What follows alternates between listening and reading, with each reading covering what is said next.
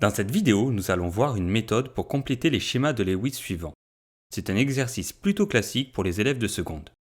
Voici les deux molécules pour lesquelles nous allons détailler la méthode. Commençons par celle de gauche, la molécule de méthanal. Pour chaque atome constituant la molécule, il faut déterminer leur nombre d'électrons de valence à l'aide de leur configuration électronique et ensuite vérifier qu'ils forment le bon nombre de doublés liants et non liants. Commençons par l'atome d'hydrogène de numéro atomique Z égale 1. Il n'a qu'un seul électron de valence qui, associé à un électron de valence d'un autre atome, formera un doublé liant. La molécule étudiée a deux atomes d'hydrogène et on voit sur la représentation que chacun forme bien un doublé liant grâce à son électron de valence. Tout est bon pour l'hydrogène. Passons à l'atome de carbone dont le numéro atomique est Z égale 6. Il a 4 électrons de valence sur sa deuxième couche qui permettent de former 4 doublés liants. On observe sur la molécule que l'atome de carbone a bien 4 doublés liants. C'est bon pour le carbone. Terminons avec l'atome d'oxygène de numéro atomique Z égale 8. Il a 6 électrons de valence sur sa deuxième couche. Or, sur le schéma de la molécule, on observe qu'il ne forme que 2 doublés liants. Il lui manque donc 4 électrons de valence à placer.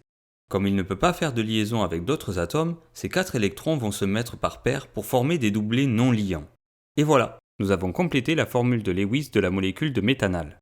Pour des raisons qu'on ne détaillera pas à notre niveau, on place les deux doublés non liants de l'oxygène de cette façon.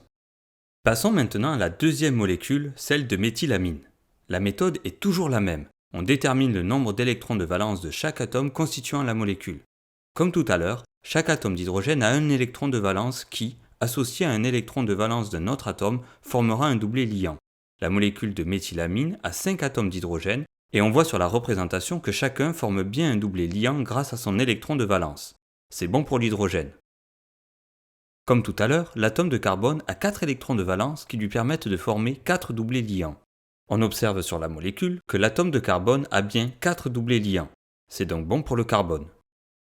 L'atome d'azote de numéro atomique Z égale 7 a 5 électrons de valence. Or, sur le schéma de la molécule, on observe que l'azote ne forme que 3 doublés liants. Il manque donc 2 électrons de valence à placer. Comme l'azote ne peut pas faire de liaison avec d'autres atomes, ces deux électrons vont se mettre ensemble pour former un doublé non liant. Et voilà, nous avons complété la formule de Lewis de la molécule de méthylamine.